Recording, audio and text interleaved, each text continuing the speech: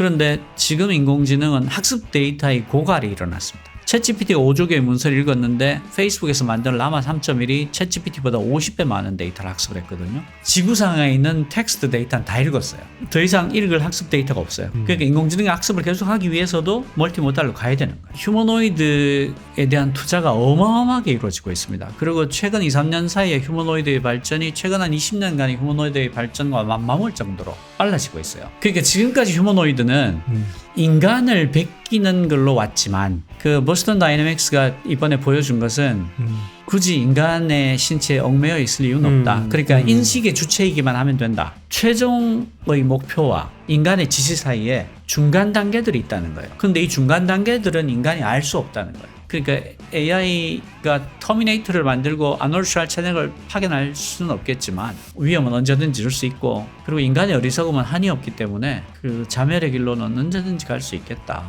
실제로 그런 사례가 많습니다. 이미.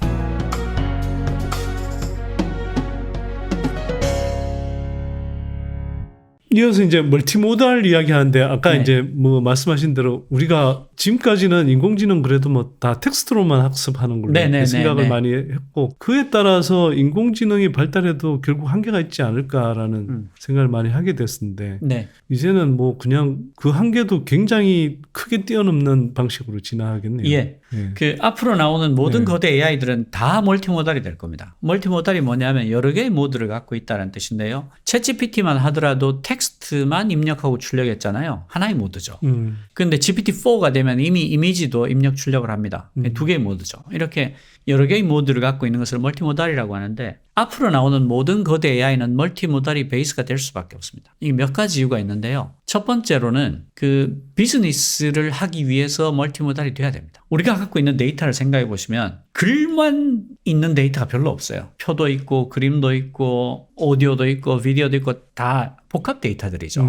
하나는 챗GPT처럼 텍스트만 받고 하나는 멀티모달이면 얘는 망할 거예요. 왜냐하면 얘는 처리할 수 있는 데이터가 너무 적어. 내가 갖고 있는 문서에 그림이 한 장 들어가 있어도 얘는 못 쓰는 거야. 쓴다 하더라도 그림을 무시하고 쓰겠죠. 경쟁에서 살아남기 위해서 일단 멀티모달이 돼야 돼요. 왜냐하면 우리가 갖고 있는 데이터가 다 복합 데이터니까. 두 번째로는 이 인공지능이란 게 인공적으로, 그러니까 기계로 인간의 지능을 구현해 보자라는 시도잖아요. 그런데 지금 인공지능은 학습 데이터의 고갈이 일어났습니다. 챗GPT가 5조 개의 문서를 읽었는데 페이스북에서 만든 라마 3.1이 챗GPT보다 50배 많은 데이터를 학습을 했거든요. 지구상에 있는 텍스트 데이터는 다 읽었어요. 더 이상 읽을 학습 데이터가 없어요. 그래서 학습 데이터가 고갈되고 있다는 기사가 한 두어 달 전에 여러 번 나왔었습니다.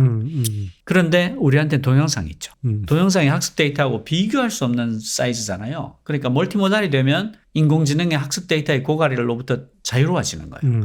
그러니까 인공지능의 학습을 계속하기 위해서도 멀티모달로 가야 되는 거예요. 세 번째, 아주 가장 근본적인 이야기가 있는데, 인공지능이 인간의 지능을 기계로 구현한다라고 했을 때 인간의 지능이 어떻게 발전을 하지? 라고 물어보면 걔는 책을 읽고 발전을 했어요. 그럴 리가 없잖아요. 오감으로부터 들어오는 모든 인풋들을 다 받아들여서 지능이 발전하는 거잖아요. 그러니까 인간의 지능을 기계로 만들고 싶다면 멀티모달이 베이스가 돼야 되는 거예요. 그러니까 비즈니스적인 이유, 학습 데이터의 고갈, 그리고 근본적으로는 인간의 지능에 대한 모방.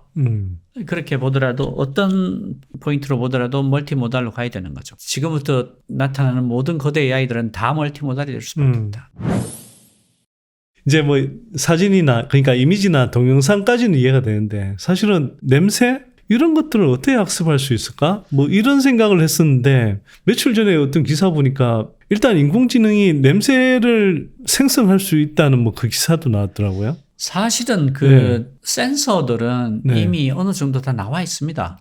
그 압력 센서들도 다 개발돼 있고 향을 만들어내는 모든 원소에 대한 이해만 있으면 입력 데이터가 있으면 냄새라는 건 사실은 그런 그 향을 내는 물질들의 조합일 거 아니에요. 그 데이터가 다 있으면 맡을 수 있죠. 맡을 수 있다는 게 우리처럼 냄새를 지각한다라기보다는 이 성분이 뭐다, 뭐하고 뭐가 섞여 있으니까 어떤 향이 날 거야 라고 판별하는 수준이 되겠죠.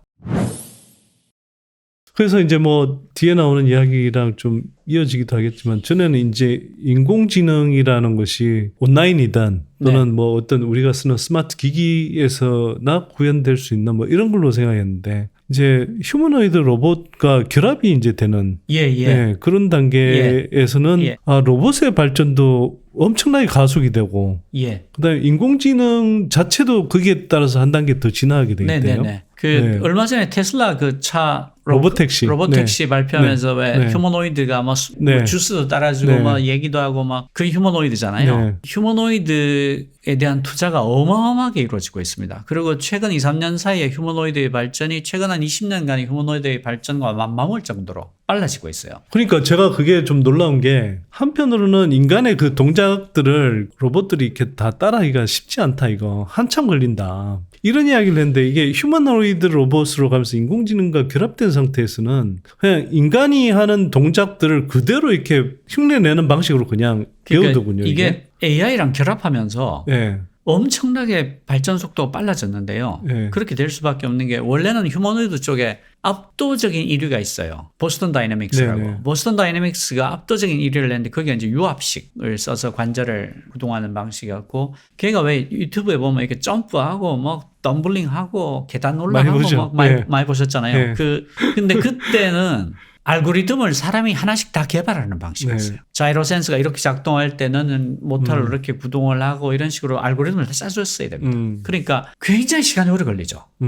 근데 AI하고 결합하면서 지금은 코드를 한 줄도 짜지 않습니다. 가령 그 구글 딥마인드에서 만든 알로하라는 휴머노이드 같은 경우는 그 조이스틱 같은 걸 로봇 뒤에 붙여가지고 사람이 동작을 해줍니다. 그 요리하는 거는 뭐 이렇게 조작을 해서 프라이팬을 이렇게 집어서 기름을 이렇게 붓고 뭐 이렇게 해서 요리하는 걸 가르치는데 같은 동작을 50차례만 되풀이하면 85에서 90%의 확률로 똑같이 따라합니다. 이게 모방학습이에요. 그리고 테슬라의 옵티머스 젠 같은 경우에 옵티머스 젠 2, 뭐 젠 1 이런 경우에는 어떻게 하냐면 강화학습을 해요. 강화학습이 뭐냐면 enforcement learning이라고 하는 건데 사람이 그 동작을 보여줍니다. 뭐 계란을 집어서 여기 놓고 뭐 이런 동작을 보여주고 자 똑같이 해라. 그리고 똑같이 하면 내가 포인트를 주마. 이렇게 해서 포인트를 많이 얻는 방향으로 최적화하도록 모델을 만든 거예요. 그러면 얘가 포인트 얻어야 되니까 이거를 동작을 계속 따라하다가 어느 순간 사람하고 똑같이 동작을 하는 거예요. 그러면 가장 많은 점수를 얻으니까 얘가 그 마지막 동작을 기억을 하는 거죠. 그렇게 해서 계란을 깨트리지 않고 사람처럼 이렇게 옮길 수 있게 하는데 여기 얼굴에 있는 이미지 센서를 가지고 자기 손과 계란을 보면서 옮기는 거죠. 사람처럼. 그렇게 하니까 코드를 한 줄도 안 짜고 알고리즘을 새로 만들지 않으니까 속도가 엄청나게 빨라지는데 더 놀라운 게 있어요. 얘들이 전위 학습을 합니다. 트랜스퍼 러닝이라 그래서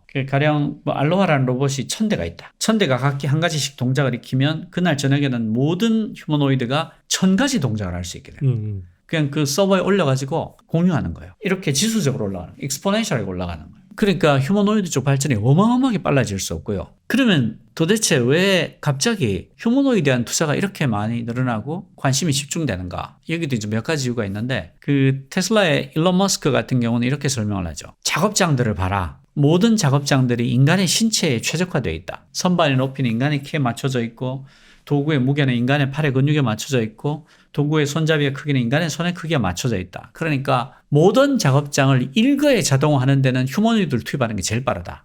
이렇게 설명을 해요. 근데 그거는 사실은 반만 맞는 말이에요. 왜냐하면 밥을 하는 데는 전기밥솥 형태가 제일 낫습니다. 그릇 씻는 건 식기세척 형태가 제일 나아요. 그 집안에 사람 키만한 로봇이 와가지고 그 빗자루를 들고 다니면서 쓸고 다니고 빨래방망이 들고 빨래를 이렇게 하면서 두드리고 있고 그릇 접시 씻다가 깨고 하면 얼마나 보기 싫고 귀찮겠어요. 그리고 시간도 훨씬 더 걸려요. 그냥 통돌이 세탁기가 돌고 로봇 청소기 돌아다니고 식기세척에 씻는 게 낫죠. 그러니까 그 말은 반만 맞는 말이고 그리고 자동차 작업장에서도 거대한 용접 로봇이 용접하는 편이 훨씬 효율적입니다. 더 중요한 놀라운 이유가 있는데 그게 뭐냐면 페이스북의 얀 누쿤 같은 AI의 3대 천왕이라고 하잖아요. 그 제프리 힌튼, 조슈아 벤저, 그다음에 얀 누쿤 이게 3대 천왕인데 얀 누쿤 씨가 하는 말은 뭐냐면 지금 형태의 학습으로는 절대로 AI가 인간의 지능을 넘어서는 그런 강인공지능 혹은 인공일반지능이 될 수 없다. 지금 AI가 학습하는 모든 형태는 남이 본 것, 남이 쓴 것, 남이 들은 것을 가지고 학습을 한다. 전해 듣는 거다. 그런 전해 듣는 지식으로는 절대로 월드 모델을 가질 수가 없다. 음. 이 세상이 실제로 어떻게 생겼나? 이걸 흔들면 어떻게 되나? 노트북을 던지면 어떻게 되나? 물을 쏟으면 어떻게 되나? 이거에 관한 월드 모델을 가질 수가 없는데 이 월드 모델은 사실은 인간이 가진 상식의 기반을 이루는 거다. 상식도 없이 어떻게 인간의 지능을 넘어선 지능이 나오겠니? 안 된다. 라고 말하는 그룹들이 있고 이게 굉장히 유력한 주장이에요. 그래서 휴머노이드라고 부르기보다는 embodied AI, 몸을 가진 AI라고 부르는 게 더 적합한 표현일 수 있다. 그러니까 직접 체험을 하고 직접 인식을 해야지 월드 모델을 가질 수가 있는 거다. 이게 그리고 얀느 쿤만의 주장이 아닌 게 실제로 이런 움직임이 굉장히 가속화되고 있어요. 페이페일이라고 세계적인 AI 과학자가 있는데 이분이 이미지넷이라는 걸 만드신 분인데 이분이 얼마 전에 스페이셜 AI라는 걸 개발하겠다. 그러니까 스페이셜 공간 네. AI를 개발하겠다라고 선언을 하고 아주 뛰어난 AI 과학자 몇 명을 모았어요. 그리고 펀딩을 받는데 첫 펀딩부터 조 단위로 받습니다. 그냥 이 양반이 말 한마디 하고 몇 명 모아가지고 몇 조짜리 회사의 주인이 된 거예요. 그 정도로 그 어떤 embodied AI가 사실은 다음에 핵심 트렌드가 될 수밖에 없고 그래서 휴머노이드가 엄청난 주목을 받게 되고 그리고 AI와 결합하면서 휴머노이드 자체도 당장 공장에 투입해도 될 정도까지 급속도로 가고 있습니다. 그래서 그 보스턴 다이내믹스가 지금까지 압도적으로 유리한 그 1점이었다가 지금은 여러 개의 뛰어난 휴머노이드 회사 중에 하나로 됐는데 그게 현대가 인수했거든요. 네네. 현대자동차가. 그 내년 초에 현대자동차 생산 라인에 투입이 됩니다. 아, 벌써요? 예. 얼마 전에 그리고 할로윈 데이 기념으로 그 보스턴 다이내믹스의 그 로봇이 할로윈 복장을 하고 자동차 부품을 이렇게 들어서 네. 이쪽으로 꽂는 걸 유튜브에 올렸는데 그게 엄청난 호평을 받습니다. 원래 할로윈에서 본 가장 무서운 동영상이었다라는 그러니까. 평을 받을 만큼 네. 근데 그게 굉장히 재밌어요. 보스턴 다이내믹스가 어떤 면에서 저는 인간의 상상력을 콜럼버스의 달걀 같은 걸 하나 했다고 생각하는 게 지금까지 휴머노이드는 최대한 인간하고 비슷하게 하려고 했어요. 근데 보스턴 다이내믹스 그 틀을 하나 딱 깹니다. 어떤 걸 깨냐면 허리가 360도 돌아요. 목이 360도 돌고. 그러니까 뭐냐면 너 사실은 목을 360도 못 돌려서 힘들었지 그동안. 너 그리고 몸이 360도 빙빙 돌면 훨씬 편하잖아. 안 그래? 그걸 한 거예요. 근데 이렇게 돌리려면 굉장한 기술이 들어가야 되는 게 이게 몸이 이렇게 붙어 있지 않고 떠 있어서 관절도 돈다는 얘기잖아요. 그러면 얘가 무거운 걸 들어 올릴 때 훨씬 힘들어질 거 아니에요. 이렇게 붙어 있는 게 이렇게 들어 올리는 거하고 이게 뭔가 조그만 베어링 같은 게 있어서 이렇게 있는 애가 무거운 걸 들어서 올릴 때는 한계가 있을 거란 말이죠. 이런 기술적 제한을 다 극복했다는 얘기예요. 그래서 얘가 여기에 있는 부품을 들어서 이쪽에 꽂는데요. 몸을 돌긴 도는데 하체는 그냥 가고요. 상체가 돌아요. 그리고 머리도 그냥 제자리에서 도는 거죠. 그러니까 인간 같으면 이렇게 해서 이렇게 가야 될 거를 이렇게 가다가 갑자기 몸이 상체만 쓱 도는 거야. 엄청 효율이 있어요. 아니 그리고 그래서 드는 생각이 한편으로는 아까 말씀하셨지만 우리가 이제 오감으로 느끼는 그런 여러 가지 정보들이 우리의 상식의 기초가 되고 인간적인 어떤 뭐 판단의 기초가 되는 건데 그러면 그 인간 몸이라는 게 제약이기도 하잖아요. 네네네. 네. 근데 얘는 인간의 어떤 제약, 인간 몸의 제약을 뭐 일정한 수준에서는 이렇게 넘어서는 거잖아요. 그렇죠. 그러면 체감하는, 학습하는 그런 건 인간보다 더 나을 수도 있겠네요, 나중에는. 나을 수 있죠. 네. 나을 수 있습니다. 왜냐하면 네. 우리는 적외선 자외선 못 보잖아요. 근데 걔가 그걸 못 보게 할 이유는 없잖아요. 그러네요. 보면 훨씬 유리하니까. 네. 그러니까 지금까지 휴머노이드는 인간을 베끼는 걸로 왔지만 그 보스턴 다이내믹스가 이번에 보여준 것은 굳이 인간의 신체에 얽매여 있을 이유는 없다. 그러니까 인식의 주체이기만 하면 된다. 그러니까 직접 인식하는 주체이기만 하면 된다. 그런 의미에서도 휴머노이드라는 표현은 이제 더 이상 잘 안 맞을 수도 있겠네요. 아까 말씀하신 embodied AI라고 하는 게 맞습니다. 맞을 수도 있을 것 같고. 그리고 아까 contextual 네. 인터페이스라고 했잖아요. 네. 맥락을 공유한다. 예를 들어서 뭐 이렇게 여기 어디야라고 말한다. 혹은 내가 지금 보고 있는 것에서 야, 이 식을 내가 잘 모르겠다. 네가 좀 풀어주라라고 한다든가. 맥락을 공유하니까. 그렇게 되면 나타나야 될 디바이스가 있어요. 기기가 있습니다. 그게 뭐냐면 내가 굳이 이래야 되냐. 그냥 안경형이면 어때? 안경만큼 맥락을 24시간 나랑 같이 공유할 수 있는 형태가 없잖아요. 걔 몇 시간 같이 보니까. 그러니까 이런 거예요. 우리가 왜 사람을 만날 때 얼굴은 알겠는데 이름을 모르겠어. 이런 경우 있잖아요. 그러면 얘가 이분 네가 그 2년 2개월 전에 어디서 만난 누구시고 뭐 배경은 뭐고 네가 그때 무슨 얘기를 했고가 얘가 좀 들려준다면 아이고 김某某씨 이러면서 그때 우리가 왜 그 이야기를 재밌게 나눴지 않습니까? 이러고 시작할 수가 있는 거예요. 네. 맥락을 공유하니까. 그리고 그게 근데 증강현실 작동하고 거의 비슷한 느낌이 드는데요. 얼핏 듣기에는. 증강현실하고 비슷하지만 증강현실은 이제 현실 위에 뭔가를 오버레이 시키는 거고 가령 내가 이제 뭐 프라모델을 사서 조립을 하겠는데 이 순서를 모르겠다 그러면 화면에서 갑자기 부품들의 번호가 매겨지고 1번하고 3번을 붙여봐. 뭐 이런 식으로 설명이 나오는 이런 거잖아요. 그러니까 어떤 오그멘티드 리얼리티니까 사실 위에 뭔가를 덮어 씌우는 건데 이건 그 정도가 아니고 컨텍스츄얼 인터페이스죠. 나랑 모든 맥락을 공유하는 거니까. 그래서 페이스북에서 그 회사 이름 메타인데 왜 AR 안경 내놨었잖아요. 근데 그게 한 개 만드는데 10만 달러가 넘게 들어서 판매는 못하고 어쨌든 이게 가능하다를 보여준 제품인데 저는 그게 보스턴 다이내믹스의 휴머노이드가 보여준 것과 똑같은 어떤 한계를 보여주고 있고 그걸 넘어서게 될 거다라고 생각하는 게 사람이 뭐가 불편하냐면 불편한 것 중에 하나가 뒤통수에 눈이 없는 게 되게 불편하잖아요. 그 맨날 뒤통수를 맞잖아요. 그러니까 안경을 렌즈를 굳이 앞에 달 이유가 없는 거예요. 뒤에도 하나 붙어 있어서 인공지능이 내 뒤를 다 보고 있고 심지어는 이쪽에 이렇게 띄워줄 수 있거든요. 한 50인치 화면을 보는 것처럼 앞에 보여줄 수가 있단 말이죠. 그 뒤와 옆을 이렇게 보여주면 내가 살면서 뒤통수 맞을 일이 없어지는 거예요. 근데 너무 많은 시각 정보가 들어와서 오히려 혼란스러운 거 아닌가요? 아니 그거를 띄워 놓는 게 아니고 네. 얘가 나 대신 보고 있는 거예요. 그러다가 가령 뭐 야 뒤에서 야구공이 날아오고 있어라든가 너 뒤에 어떤 사람이 너를 계속 보고 있는데 너를 추적하고 있는 것 같아라든가 혹은 너 와이프가 너를 홀고 보고 있는데 너 잘못한 거 없니? 너 혹시 까먹은 거 없어? 뭐 이런 식으로 해줄 수 있는 거죠. 그러면 마치 야 근데 너무 세상이 각박해질 것 같은데 아니 빈틈이 없잖아요. 빈틈이. 아니 이제 제 말은 뭐냐면 그 컨텍스츄얼 인터페이스라는 게 보편화된다면 원턴 원치 않던 나타날 일이 안경 형태의 디바이스가 될 수밖에 없다. 네. 근데 그 안경이 안경으로 끝나지 않을 거다. 왜냐하면 안경이란 건 지극히 인간적인 상상력이고 실제로는 너 뒤통수에 눈이 있으면 훨씬 좋잖아. 그렇다면 이게 안경보다 살짝 조금만 더 좋기만 하면 그러니까 어딘가에 렌즈 하나만 붙어 있으면 내가 뒤통수에 눈이 붙어 있는 사람이 되는 거예요. 그러니까 안 할 이유가 별로 없죠. 보스턴 다이내믹스의 휴머노이드가 어느 순간 허리가 360도 돌아가는 것처럼 그렇게 될 수 있다는 거죠. 자, 이어서 조금 여쭤볼 텐데요. 사실 인공지능이 나오면서 한편으로는 많은 사람들이 한편으로는 걱정하는 게 AI가 이렇게 이 속도로 계속 발전하다 보면 인간의 능력을, 인간의 지능을 뛰어넘는 초지능이 되는 거 아닌가. 뭐 이런 이제 걱정들을 사실 하게 되고. 네네네. 예전에 터미네이터 영화에서 봤던 뭐 스카이넷 같은 이런 약간 악몽스러운 그렇죠. 그런 상상까지도 하게 되는데 지금 인공지능이 그 계속 발전해 갈 때 그럴 가능성이 없을까요?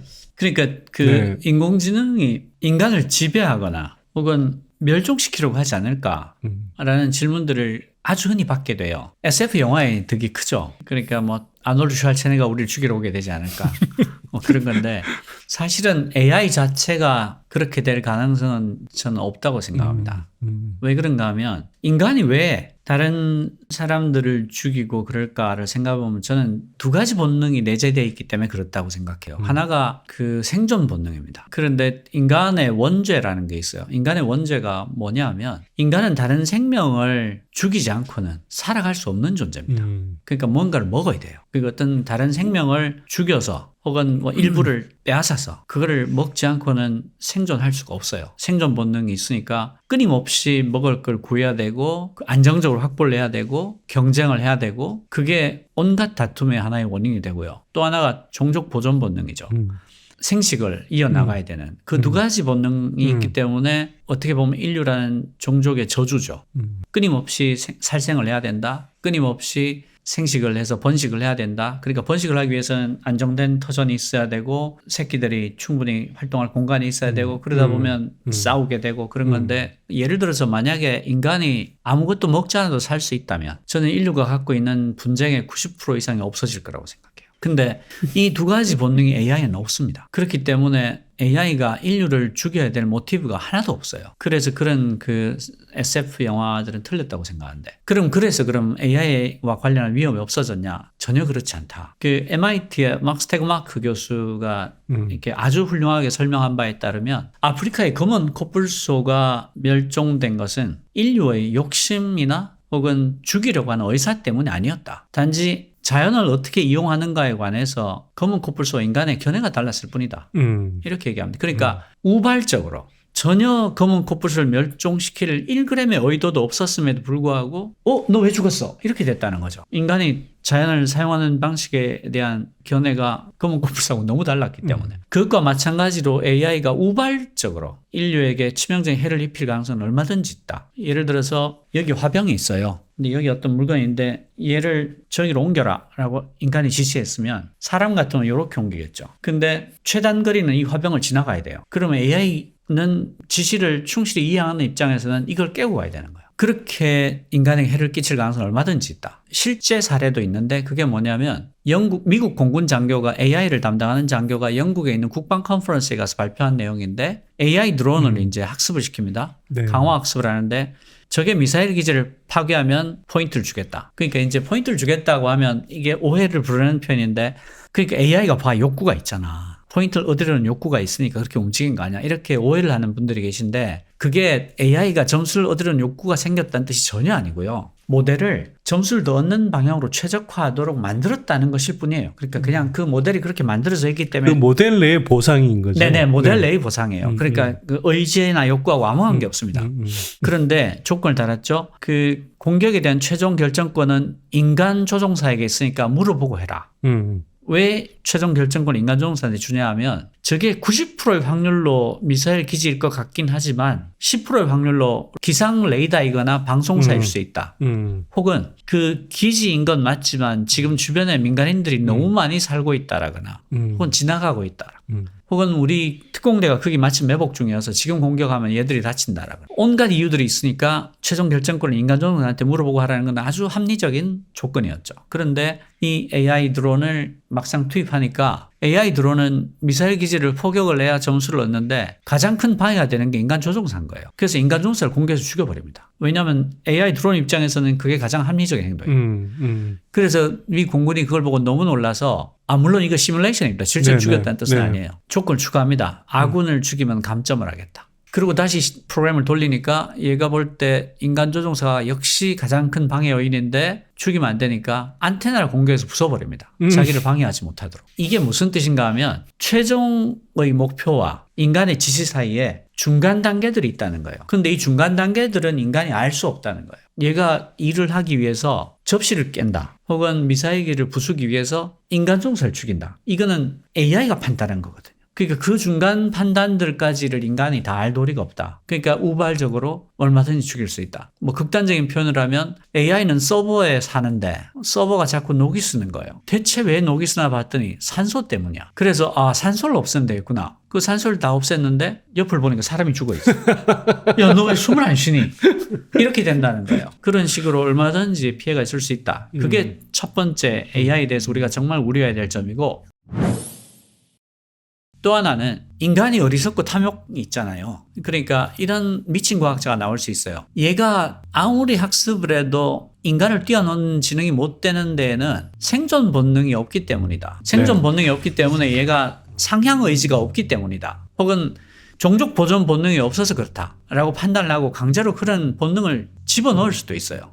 근데 사실은 그건 AI 잘못은 아니죠. 인간의 어리석음, 인간의 탐욕 그런 걸 얼마든지 그런 일을 할 수 있다. 그러니까 AI가 터미네이터를 만들고 아놀드 슈왈체네거를 파견할 수는 없겠지만 위험은 언제든지 줄 수 있고 그리고 인간의 어리석음은 한이 없기 때문에 그 자멸의 길로는 언제든지 갈 수 있겠다. 실제로도 그런 사례가 많습니다. 이미. 사실 인간의 탐욕과 불안전함 뭐 이런 것 때문에 생기는 문제는 있을 수 있다는 말씀이시네요. 결국. 네네. 그게 아니면 우발적인 어떤 피해가 굉장히 커질 수도 있다. 왜냐하면 중간 목표는 우리가 관여할 수가 없으니까.